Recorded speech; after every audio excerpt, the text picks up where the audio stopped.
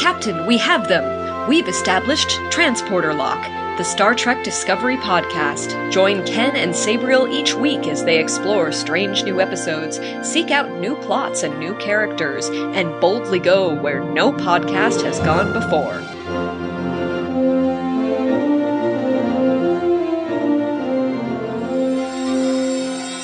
Hello and welcome to Transporter Lock, episode number 52 for Picard, Season 1, Episode 5, Stardust City Rag. I'm your co-host, Chief Engineer Ken Gagne, and joining me as always is my co-host, Captain Sabriel Maston. Hello. We have to do a little something for your audio, your engineering background there. Have to fix your... It's true, there's some subspace interference on my line this week. I apologize, but we will be back to our usual high quality next week. Actually, will we? We're going to be in Boston. It's true. I'm already in Boston. Well, you'll be more in Boston, and I'll be in Boston. Actually, you're right. We will have a different audio configuration next week because we will both be coming right off of PAX East, the annual video game convention in Boston, and our travel kit for our audio podcast setup is a little bit different from our norm, so that's why I sound different. It's why we'll both sound different next week. But then, for Transporter Lock episode number 54, we'll be back to our usual selves. Well, today we are here to talk about Star Trek Picard episode Stardust City Rag. With tradition, we do a too long didn't read, and you were saying you didn't think much happened, and here I have a huge TLDR. I even tried to narrow down. Let's hear your version then. Yeah, here we go. So we opened to 13 years ago with Icheb, former Borg and former Voyager crew member, being gutted alive for his Borg parts. Ugh.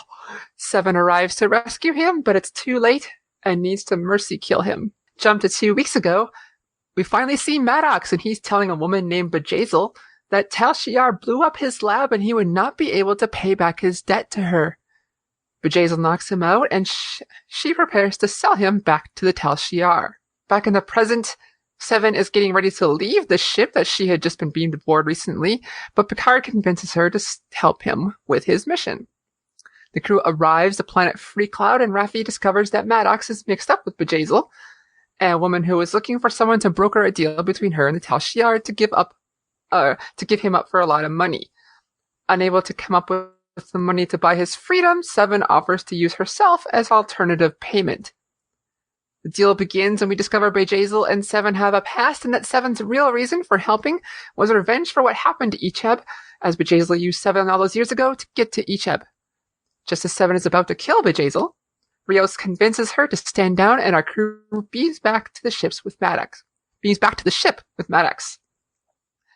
Picard and Seven, as both former Borg, share a moment just before Seven beams back down with 2 rifles to finish the job. Maddox, now safe and stabilizing in sickbay, tells Picard that Soji is on the captured Borg cube, and she's there to find the truth about the ban on synths, and that he thinks the Romulans and Federation are covering something up. This is something we as viewers have heard over and over again. Backing up just a bit in the episode, Raffi left the ship to do what she came to Freecloud to do, talk to her son, who she is estranged to. Raffi tells him that she's clean, but he calls her out on her old conspiracy theories about Mars, and he does not want her around. Heartbroken, she returns to the ship and locks herself in the quarters. Just as the episode wraps up, while everyone else is out of the medical bay, Girardi, who we found out was close to Maddox, kills him, saying, "I wish you knew what I know. I wish I didn't know what I know. I wish they hadn't shown me." And they all lived happily ever after. No, that's the exact opposite. I really missed that point then. So you had a very visceral reaction to the opening of this show. Yeah, so the opening of this episode is one of the most grotesque things we've seen on Star Trek before, in my opinion. We see a woman pulling out Icheb's eye. We actually get to see this. And she's looking for his cortical node, something that he gave up to Seven back during Voyager itself. But this doctor I use the term very loosely, did not know that. But yeah, this woman is, they showed this pulling his eye out was just, without any kind of warning, really, really oof. I was watching it Thursday morning and put out a warning on Twitter that got passed around because I had no idea what was coming. I was eating breakfast, and I did not want other people to go through what I did. So do you think that it's the lack of content warning, or do you think it's the fact that this content is in Star Trek at all that's the issue? Well, for me, it was a lack of content warning. I can stomach it, but something like that, I want to know. A lot of people weren't happy that it existed at all. And I have one friend who is a lifelong Trekkie who said if they keep doing things like this, he's done with the new series. Yeah, I got started on Star Trek when I was 8 years old. And imagine if this was the show that my dad had introduced me to, I never would have been allowed to watch it again. Yeah, and this one, I think it's rated R. I guess I never look at the ratings, but to me, I still wish I would have appreciated some kind of warning. I think the scene itself is fine. It shows Seven and her connection to Icheb, but to me, I just wish I would have been told. We were talking about Icheb just last week, so it was rather fortuitous that he should show up right after that discussion happens. And it wasn't the same actor, because that actor may or may not be on best of terms with the Star Trek producers right now, but we were talking about Picard and Seven, who are both former Borg, and I'm like, there's one other former Borg, and right here we find out what happened to him. He did join Starfleet, and he died from dissection and euthanasia. Yeah, that's one way to put it. How would you have put it? Phaser blast to the chest to save his life. To save his life? Well, that's, okay. Poor wording. To save him from more suffering. Yeah, that's euthanasia. I guess I just never heard of it other than gas terms, so. But that's cool. Yeah, when a patient is in great pain and they ask the doctor to help them ease their suffering by death, that is physician-assisted suicide or being euthanized, which we do to animals when they are suffering, as we euthanize animals. And it's the same thing. That it wasn't clear to me if Icheb asked for that. Like, he said, "You can't save me. I don't want you waiting with me until I die. Please go." And then, so I feel like Seven took matters into her own hands, which I guess as a Fenris Ranger one does. But I do agree it was the humane thing to do. I don't even think I had anything to do with being a Ranger. I just thought it was the mercy killing. Just like did it to save him the pain, because once the Borg loses that much while they're still alive, like they do not last long. And she knew he was on pain. There was no way to save him. So save him the hurt. It's powerful. Yeah, because she says, "Goodbye, my child," which really demonstrates the relationship that they developed in the years since Voyager. And this was 13 years ago. We usually see flashbacks that are 14 years ago, so this is 1 year after the ban on synthetics. But still, like 7 or 8 years at least after Voyager gets home. Yeah, this is a very Seven-centric episode in so many ways, and I loved it. We got to see what happened to her when she came back. While she was on Voyager, she was apprehensive about returning to the Alpha Quadrant, saying like there was nothing for her there. Her home was Voyager. And even while she was on Voyager, a Ferengi tried to get her back to the Alpha Quadrant just for her parts. Even if it would kill the rest of the crew, he didn't care. He was just there for Seven. Like, she already had like we already had a hint at what was to come and didn't even know it. Were you surprised that Seven did not end up in Starfleet? Not at all. Why is that? She was never really excited about coming back to the Federation for that reason, because she figured she would be studied. Or there was an episode, a conspiracy one, where she thinks there's a huge conspiracy to get her and bring her back. We also see that she just had no interest, because she figured she would be studied and whatnot, and her family would be broken up, and kind of what happened. Like, what is there to gain from being in Starfleet for her, I suppose? Or what is there for her in Starfleet? And I don't know if there wasn't much, unless she had a desire to be out in space, like had a desire to explore. I mean, I see 3 possible reasons why she might want to have joined Starfleet. One is what you just said. She gets to be in space. She had human relatives back on Earth, and she might not want to see them, and being on deep space missions for years at a time is a good way to do that. 2 is because there's definitely a scientific bent towards Starfleet, and that is something that Seven seemed to have a proclivity toward. And 3 is that it was, at that point, all she'd ever really known. I mean, from the moment she was severed from the Borg Collective, she, in some capacity, served on Voyager almost like a member of Starfleet. And so I thought that she might want to continue that familiarity, because if there's one thing the Borg are very good at, it's routine and predictability. And so that's why I thought we might see her in Starfleet eventually. But instead, she ended up as a Fenris Ranger in the lawless boundaries where the neutral zone used to be, defending the indefensible. Heck, maybe for all we know, Starfleet did not want her. It's true. You're right. We don't know if she applied to the Academy or if she even had to apply to the Academy, and maybe things didn't work out. Maybe maybe as part of the synthetic ban, they said, we don't allow Borg into Starfleet because Borg are part synthetic, which I think would be extreme. Well, then Icheb wouldn't be there, though. That's a good point. He did go to Starfleet. Yeah. That's a good point. Who died while on leave to help Seven out here on the planet Fenris.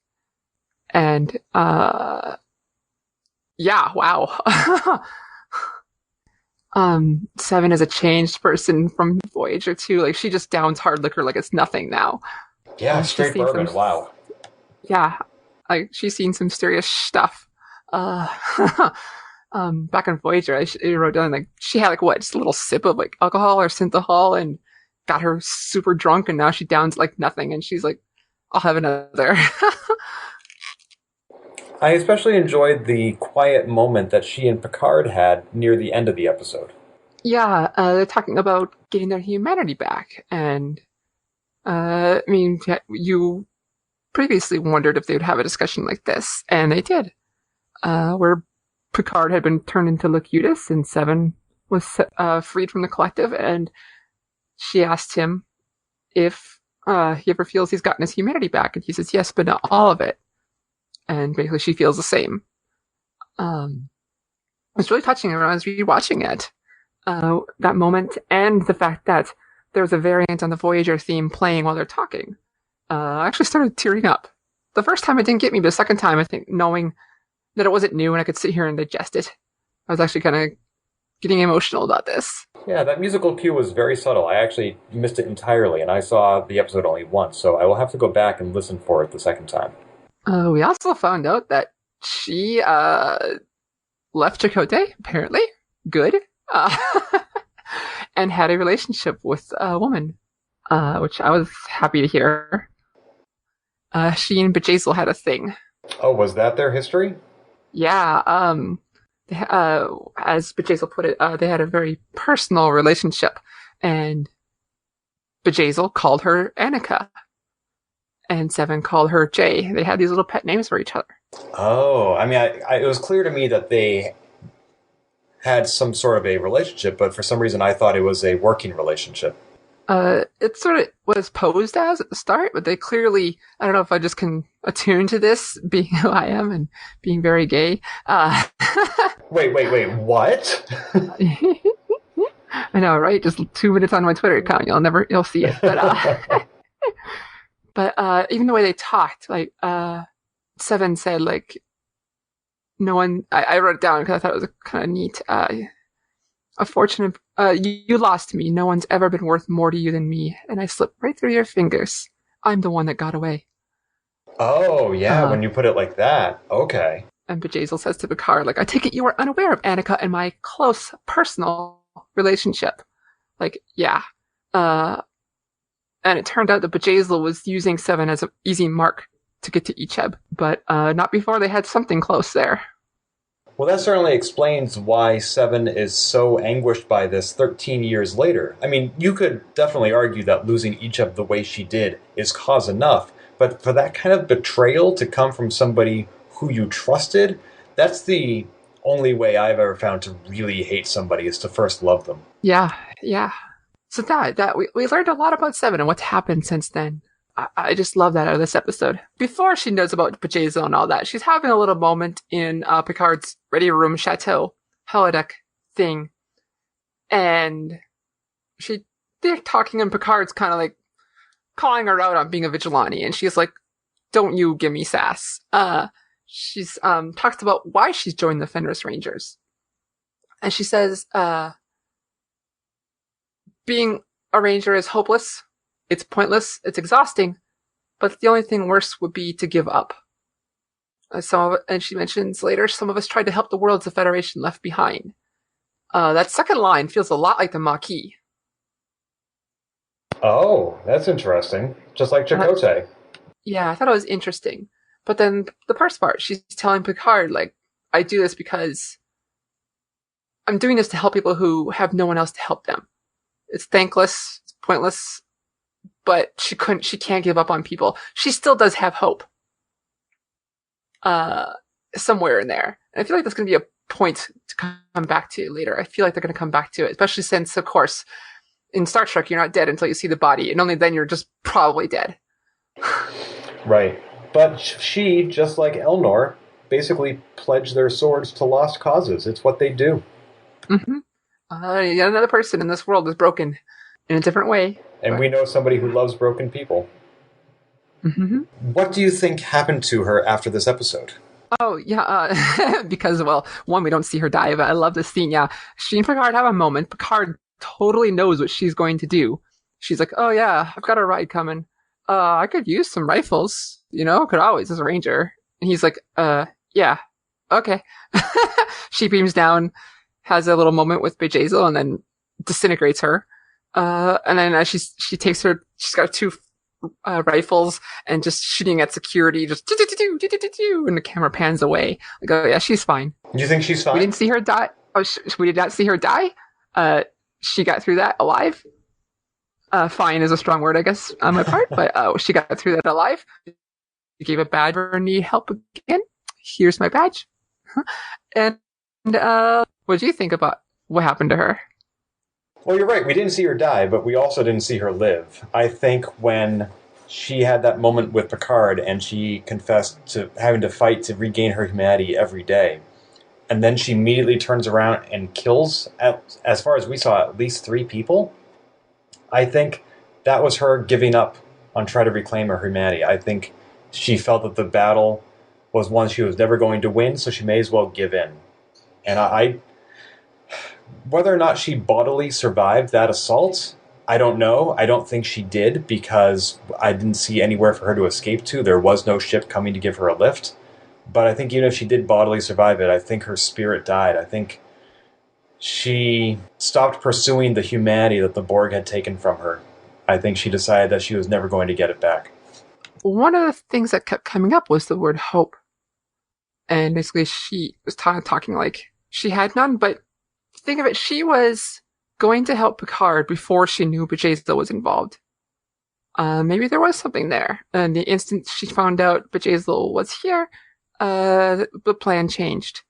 And then she made a comment like, Picard still thinks basically there's to B'Jaizel later when she went down alone just before killing her. And she made a comment, Picard still thinks there's or space for mercy in this galaxy. But she doesn't. I don't know. I don't know if she actually feels that way. Maybe Picard here showed that maybe some hope. I don't know. Maybe we'll see her. I hope we get to see her again. Yeah, the Twitterverse was absolutely exploding over the return of Seven. Not that it was a surprise. She was in the trailer way back in July at Comic-Con. But there were so many people who were so excited for 7 of 9's return. It would be a missed opportunity to see her again. But in the meantime, I kind of feel like this was Star Trek letting us know how her story ended. It's possible. Yeah, I could totally see that if that's what happens. I could totally see that. Now, clearly, that's not what I'm hoping happens. I love Seven. She's a great character. One more thing about B'Jaizel. She was giving me strong Betazoid-like feels, but I don't think she was. Her makeup was very 80s, early Deanna Troi. And a name, too. I agree. Every time I saw her, I felt like I was looking at a young Deanna Troi. But that's not because I suspected her of being empathetic or telepathic. It was purely aesthetic, as you described it. Yeah, if she was Betazoid, she was not giving off any hints of that during their negotiations. But just very much that feel of Deanna Troi. I just thought it was interesting to note. Maybe she appropriated the Betazoid culture. Mm-hmm. It's possible. Or she is. It doesn't have or part Betazoid doesn't have the powers. Maybe. We just don't know. She died before we found out. She didn't see that coming, so she couldn't have been too telepathic. I loved Rios coming down here with his little Pimp Hat and whole ordeal here. The whole setup with him trying to be the setup for this, brokering a deal. I just loved his little act here. I don't know, I just thought it was fun. Yeah, and with the feather in the cap and everything. You don't often see that sort of display in Star Trek. That was hilarious. And the giant, giant monster bodyguard type person that he was talking to, who could smell all different kinds of fear or whatever. It was so nice to see that actor getting work again. Do you know where he's from before? I did not look it up. Well, I mean, he had that big success in the mid-90s when he played Nemesis in Resident Evil 3. And what's he done since then? You know, I mean, there's a Resident Evil 3 remake coming out this year now, and he was in Star Trek Discovery. Star Trek Picard. So just, it's so great to see his Nemesis career is back. Going up and up and up. Yes. Free Cloud. The planet Free Cloud. When Rios beams down, we see Mott's Hair Emporium and Quark's, a sign that says Quarks. People are guessing this is some kind of franchise. And a tagline that says, "What's yours is ours." Well, even Rios's fake credentials referenced Mr. Quark of Ferenginar. Which allegedly Quark even responded to our reptilian bodyguard, appreciating Rios's help with his problem with the Breen, and so fun little poke to Deep Space Nine.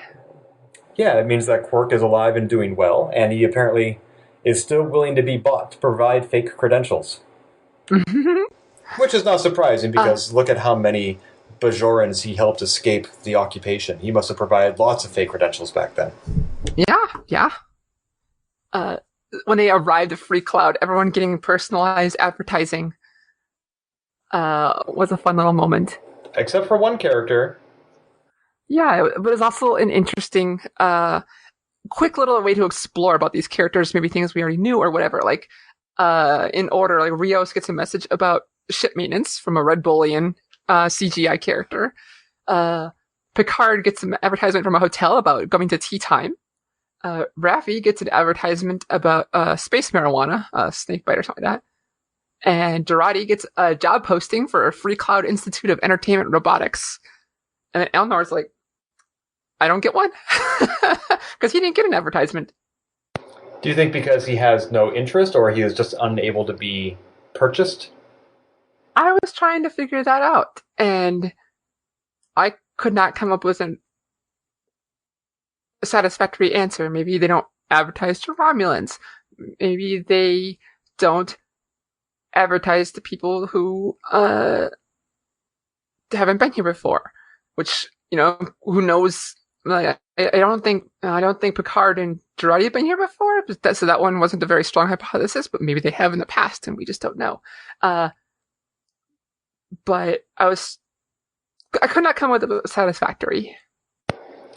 Yeah, I mean, these advertisements can't be based on their prior records, because if they were, then it would have been apparent that it was Picard who was present. And instead, they were all able to assume these fake identities, and nobody knew better. So the ads weren't targeting Jean-Luc Picard specifically, but somehow they still knew that he drinks tea. So maybe they accessed the ship's logs to see what they had been doing in the last 24 hours. So almost like a cookie, like, oh, we saw you visited this other website. I just say browser and for search engine history. Right, exactly. So I don't know. I mean, maybe Elnor didn't do anything in those 24 hours on the ship. And this is a bit of a tangent. Let me know if we're able to go on this at this point. But Elnor did almost nothing in this entire episode. They made such a big deal out of getting him onto the ship last week, and we've seen no benefit from that. Here he was comic relief, but I think I wrote it down. I think he had one line that was meant as a little wink, wink, nudge, nudge. While they're on the holodeck planning out their little escapade, and Picard is doing his ridiculous French accent, he makes a comment that, where did I put it here? Everyone is pretending to be someone else except me. However, up to this point, Girardi is, still being her normal self, but he includes her in this. It may have been just a him just saying things. Maybe it was the writers giving a little hint. But beyond that, he really did not do much other than comic relief in this episode. Oh, that's interesting about Aggie. When he said that, had she been assigned transporter duty yet? It was either right before or right after this, but even then, that's not really pretending to be someone else. It was something she was very uncomfortable with, a role. Yeah. But, I don't know, pretending feels like a strong word for what everyone else is doing. But then there's also including Raffi here too, and Raffi wasn't part of it too. So it might not have been a little nod, but it kind of fits. But not necessarily. There are holes in it, but it doesn't completely negate the fact that he said it. Speaking of Raffi, do you want to talk about her and her son? Yeah, so we finally found out why she came down here, and that was to try to reconnect with her son, who she lost contact with him and her husband because of her quote-unquote conspiracy theories. And we learned a little bit more, too. And I think we've seen one of these terms before. He's like pissed that she shows up. And she's like, I'm clean. And he's like, okay, sure. And like, tell me about the attack on Mars. Tell me it wasn't really the Synths. Tell me about the Conclave of 8. I don't think you realize how much it sucked to be your son. I'm like, damn. So apparently she became known for her quote-unquote conspiracy theories after the events of the Mars attack. And she was also some sort of an addict, which we knew maybe was possible because we had seen her taking narcotics in prior episodes, but apparently it was a big enough part of her life that it interfered with a lot of other things too. Yeah, I don't know, maybe there was some harder stuff, and now she just uses this snake bite stuff medicinally? I don't know. Maybe this stuff isn't as a narcotic, like it, or some kind of drug that we just assumed it was, but maybe it isn't. I'm not sure. But she told him a lie, or she is clean from something that she struggled with in the past. But it's clear that her conspiracy theories are something she is still holding on to, and that is just as big an issue for her son as the drugs were. Yeah.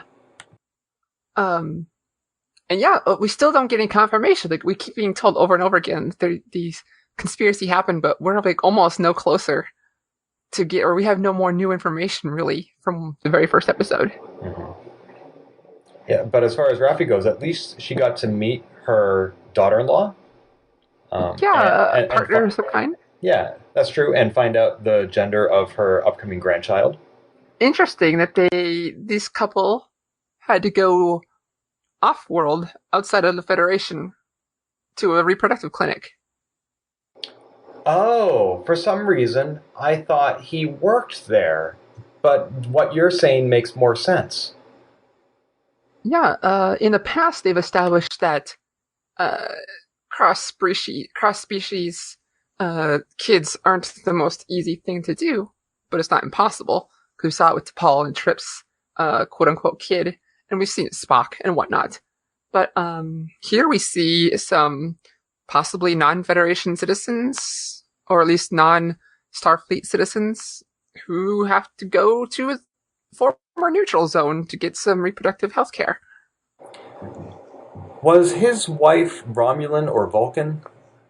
I wasn't sure until I did the credit or the subtitles the second time, and her name is Pel. That's a very Vulcan name. Yes. But okay. It's not 100% sure, but that's a very Vulcan name, so I'm like, very likely she's not Romulan. Okay. Because not only was there T'Pol and Trip, as you mentioned, and Spock, but in some of the novelizations about, well, not just novelizations, but novels as well, about Spock, it's implied that Amanda and Sarek needed help to have Spock. So there's a lot of precedent for what you're laying down. I like it. Fascinating. And very logical. If you looked at the sign over the medical center on the left side, it has like two babies in pink and blue walking on the background. And on the right side, it had a human baby. On the left side, it had a Vulcan baby crawling. Okay. That's interesting. Yeah. Nice things I look out for. Yeah. Cool. But Raffi, I think, when her son Gabe questions her, he says, "Tell me about the Conclave of Eight." And I feel like this is not the first time we've heard that term, but we still have zero context for what that means. Do you remember when it came up previously? I don't. No, I don't. And it just feels like I've heard this before seeing this episode, but I can't remember who said it or when. It's been a while. Like on an earlier episode. Well, I'm on the Memory Alpha page for Conclave of Eight, which, granted, is not authoritative or comprehensive because it is all volunteer run. But according to Conclave of Eight, its only mention so far has been the Stardust City rag. Okay, I may be mistaken. I just felt familiar. So maybe in another viewing in the future. Well, Bree, I mean, you are witness to so many conspiracies. Conclave of Eight could be involved in any number of them. There seem to be some motherhood themes here. Seven called each of her son, and we got Raffi meeting her son, who they have an estranged relationship. I just thought it was interesting. We see two dichotomies or two differences in motherhood here. Yeah, there are definitely some parallels there. How, gosh, I mean, one mom loves her son so much that she puts him down, and the other mom loves her son so much, and yet the son doesn't want the love. In fact, both sons, one commonality is they both said, "Leave me alone," in the end, for very different reasons. One was like, "I don't want you to see me suffer and die," and the other was like, "I don't want you to see me live." Yeah. Dang. And yet we didn't see Raffi and Seven have any sort of a moment together either. No, other than, there was I thought it was a cute little scene. Rios is talking, or near the beginning, Rios comes up to Raffi, who's looking at her son on a monitor, before she beams down. He's a little uncomfortable having a ranger on board. He's like, she's back there talking to him. And Raffi says, like, she used to be Borg. And Rios is like, "Oh, she's that ranger. She's notorious." And they're having a little conversation. He keeps adding more qualifiers to Seven. He's like, "Oh, she's a Fenris Ranger. Oh, she's an ex-Borg Fenris Ranger. Oh, she's an ex-Borg Fenris Ranger from the Delta Quadrant."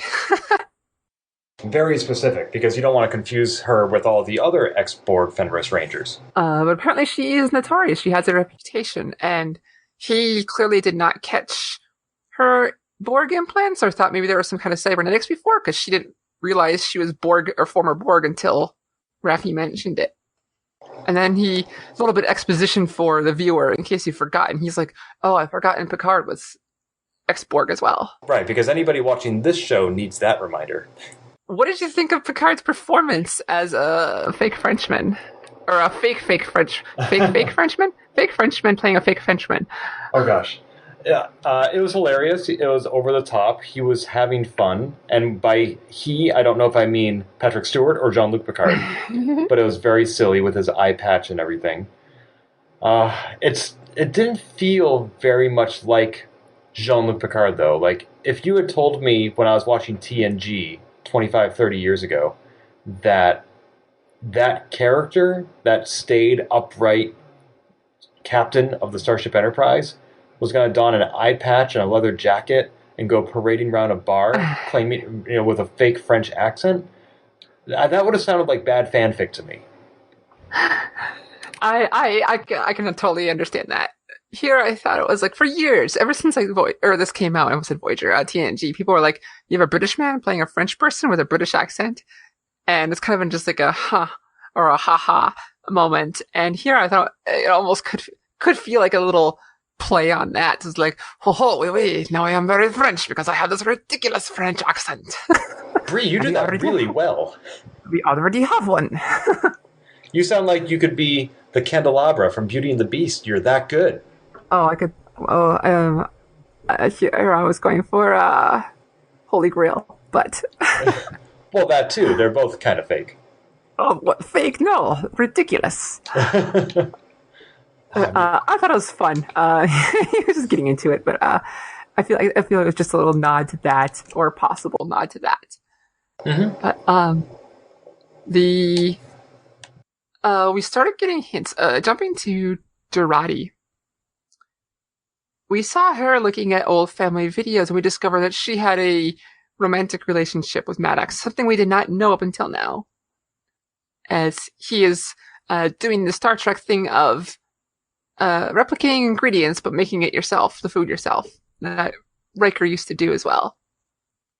I think that was on Voyager as well, and Cisco definitely did it. And it's a little nod where he's just making cookies. And once they rescue him, even before they rescue him, during the mission on the planet, they tasked Jurati with doing the transporter. And she's a little nervous about this.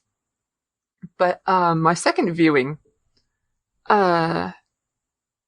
while she's waiting to hear back to beam the crew up, she's standing by the transporter console, psyching herself up. We're led to believe it's about being nervous about running the transporter, but, on second viewing, it's like, no, I think she's nervous about what she has to do when they rescue Maddox. She's sitting there like, it'll be okay, you have to do this. And the EMH appears and picks up that she's going through some things. She dismisses him, but we're led to believe she's agonizing over using the transporter, but I think it's about having to kill Maddox. Do you think, I'm sure she knew at that point that it was possible that she would have to do that. I think she was hoping that she wouldn't have to, that maybe that they were wrong about their theories, that maybe Maddox didn't create these twins, that maybe Maddox was being coerced and his knowledge was, absconded by some other party like the Tal Shiar. I don't know. I'm sure it's very possible. Yeah. So I think she was hoping, please let Maddox be in a situation where he can live. Please let me have him back the way I had him before. Then he gets back, and he tells a little bit about Picard. He also just repeats the conspiracy line. Tells Picard, though, that Soji is on the artifact, the reclaimed Borg cubes, and that's their next mission. He also tells us that you were correct about the mom AI. Yep. Says the embedded mom AI would not have activated her unless she was in grave danger. And he's in a extremely weak state already after being in captivity for 2 weeks from Bajazil. And everyone's out of the sickbay except for Jurati. He wakes up and sees Agnes. Says, we did it. Soon you and I. Your contribution was essential. And she starts to cry as she basically deactivates his life support. After he says, your contribution was successful, she says, one more thing I have to atone for. And then he dies. The EMH also appears for a hot second as he's dying, and she dismisses it, so clearly now there is still a witness. They're going to have to erase his memory, just like they did to the Doctor on Voyager, that one episode. If she doesn't do it, now we got another plot point for the future. What do you think the other thing she has to atone for is? Like, what was her contribution to all this? We don't know exactly. That's why I'm asking. But she is... Oh, no, that's what I'm saying. I don't know. But clearly she had something to do with the androids doing their thing, but she feels that she is responsible for something. Maybe she feels like she's responsible for the synth attack. Maybe she feels she needs to atone for having to murder Maddox here. When she's killing him, she also says, I wish you knew what I know. I wish I did not know what I know. I wish they hadn't shown me. Last time we saw it, just before she joined the crew, the head of intelligence, talked to her. But we did not see that conversation. Oh, you think that she might be part of that same conspiracy, the one that sent the Romulan undercover spy to the Borg cube? Well, maybe not directly related to that part, but something happened where I feel like showed her something, convinced her of something, mind melded her of a lie or something, but brainwashed her? I don't know. But something got to Jurati. If she wasn't already. Oh, remind me, when O showed up in that scene, did she have to introduce herself? I think she did, didn't she? Yeah, she did. Okay. Yeah, you're right then. That scene could be very telling, and maybe we'll get a flashback later where we see what happened. Oh, gosh. I mean, O is definitely the one giving orders to a lot of people here. I think she's Romulan, so there may not have been a mind meld, but she has Romulans under her control, and she may have shown Agnes something, as she said. But it's strange to me that if Agnes's contribution was essential to the creation of these perfect synthetic beings, how come Maddox has to die and Agnes does not? Like, how come nobody has killed Agnes? How come Agnes didn't kill herself? If she knows so much and contributed so much, that she's just as responsible and just as much to blame as Maddox. Because for right now, Girardi is their key to Picard and what he's uncovering. We don't know that she's not in... She may not know it, that she's going to die later. Who knows? O was like, all right, you've done your job. Bye. I think maybe Agnes is an early prototype of the synthetic life forms that Maddox created. It's possible. We don't know enough. Kind of like the hypothesis of Rio might be a hologram as well, or Rios. Right. But that would certainly explain why Agnes's contribution was essential. She was a necessary step along the way to the perfect being. And it'll explain why she has to atone for it, because without one, you can't have the other. And also introduces a parallel where in one of the very first episodes, we see Agnes with the remains of B4. She is essentially the B4 to these new creatures that Maddox has created. An early prototype. Very possible. I have something about me to talk. I mean, we still feel like there's the way they talked before, not in this episode, but in the past, they talked about, made it sound like there's more of the androids. Yeah, especially how they're always created as twins. We don't know where Agnes's twin is. Maybe the early prototype wasn't perfect because it didn't have a twin.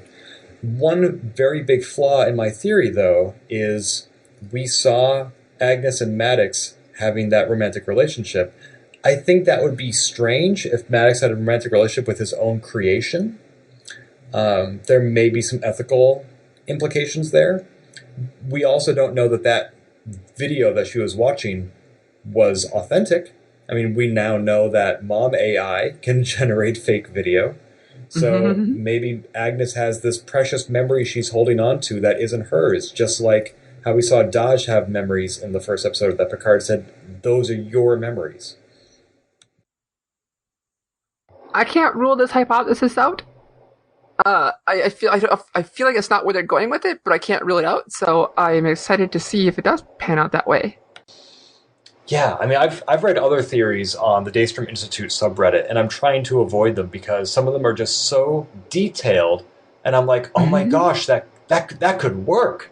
And I don't want things spoiled for me. So the theory I'm sharing now is not something I read. It is my own. Gotcha. I'm sure it's not something unique. I'm sure other people have had this idea, because there's nothing new under the sun. And it could be completely wrong. I have no idea where Picard is going, but we are halfway through the season now. And I think now that Picard knows that the Borg cube is where he needs to go, and this is the first episode where we haven't seen the Borg cube, I think we're going to see a lot more interaction between the two plots. I think things are going to start tying together more. And I think we're going to start getting some answers to all the questions we have in the back half of the season. Anything else about this episode? That's what I had. I thought I love the world building. I love the building of Stardust City and Free Cloud, and this is basically bastion of protection and safety, even if it's wretched high scum and villainy. Yes, it was definitely that. Nice to know that all science fiction universes have some equivalent of that. Right? Like we find the Fenris Rangers, who they are. They're from a planet named Fenris, and they use this planet to save hoard their money or save their money, their funds. Which I just thought a lot of the world building here was really fun, and now it's a whole playground for future people to use in their own media, be it fan fiction, fan video, movies, or future shows. I just love it. I love it. I love the Outer Rim, world, Wild West kind of feel. I can definitely see Emperor Georgiou returning to Freecloud. Oh, for sure. Section 31 totally feel like could come up. Now, granted, Discovery is either 150 years before or 900 years after Picard, but I don't think that'll stop them. Yeah, I can't wait to see how they figure that out, too. Awesome. So this has been another great episode of Picard, another great episode of Transporter Lock. We hope you all stay tuned for next week when we review Season 1, Episode 6, The Impossible Box. Until then... engage. Or hit it. Or I'll figure that out. If you've enjoyed this episode, please leave a review on iTunes, and keep your hailing frequencies open by following us on Twitter @TransporterLock, or subscribing to our podcast and email newsletter at transporterlock.com.